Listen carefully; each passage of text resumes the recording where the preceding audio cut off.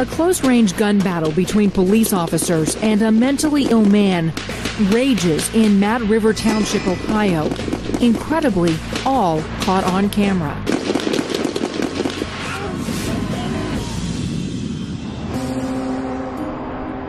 It's New Year's Day, 2011.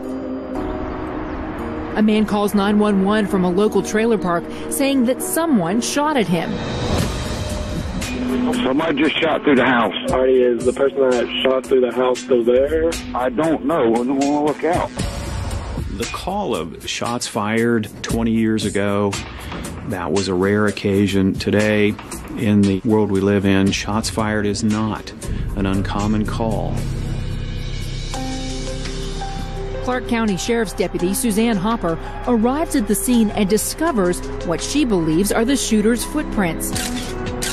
She begins taking photographs, having no idea that an unstable, well-armed man waits in the next trailer. Suddenly, a shot rings out. We've got 69 down. I repeat, 69 is down. We have somebody armed here. Deputy Hopper has been shot. Other officers respond, including Clark County Sheriff Gene Kelly, who hired the deputy himself. I circled around and I saw her down. At this point, we had a man in that trailer.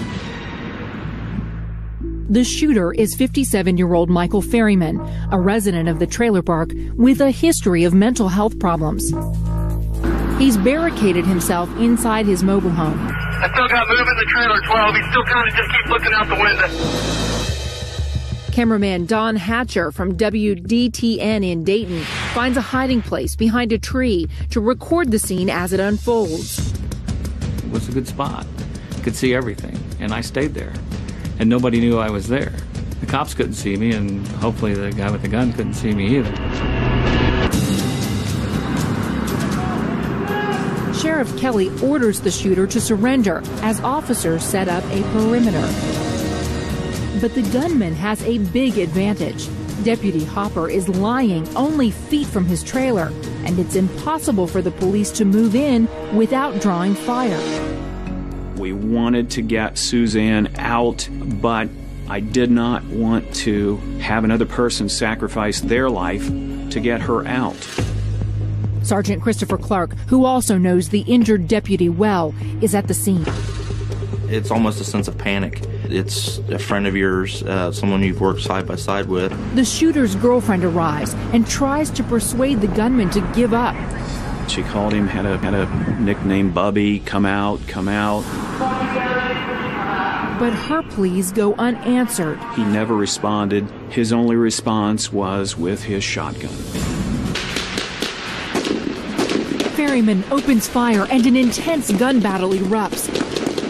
The exchange of fire from only a few yards apart is up close and personal.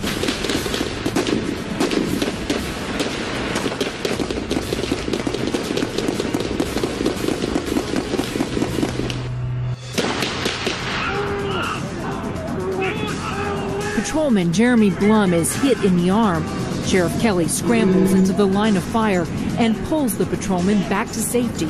I grabbed him and pulled him back behind the camper to cover, and deputies continued to return fire. Officers are ordered to cease fire, while Patrolman Blum receives medical attention and is airlifted to the hospital. As the team regroups, Sheriff Kelly tries one more time to convince Ferryman to give himself up. Come on out. Throw your weapons down and your hands up. Michael, it's time to stop. But there's no answer. A SWAT team and an armored vehicle move in, expecting another shootout. Instead, they find the gunman already dead in his trailer from the exchange of fire.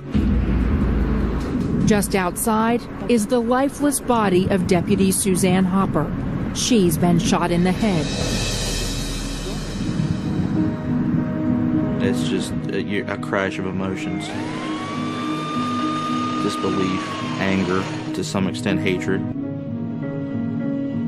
Patrolman Blum pulls through, But the loss of Hopper, one of the squad's most beloved deputies, is a crushing blow. This is the worst day in my 24 years as a sheriff of Clark County. The gunman, Michael Ferryman, had a history of mental instability and violence. In 2001, he was involved in another shootout with officers in another Ohio trailer park. No one was hurt, and Ferryman was found not guilty by reason of insanity.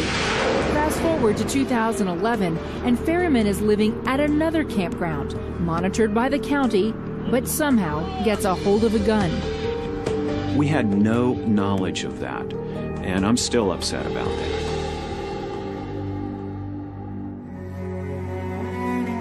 Hopper was a model officer and an active presence in the community. The outpouring of grief over her death is overwhelming. Hundreds of squad cars from all over Ohio join the procession to her funeral as local residents line the streets. The community came together. There were little children standing in the cold, holding flags. People had their hands on their hearts. Seeing people line the streets with flags and saluting us is just something I'll take with me forever. Thousands of officers attend Hopper's service as messages of sympathy pour in from all over the U.S. and a dozen foreign countries. It has been unbelievable, the support, the outpouring. Her legacy of service and commitment will live on.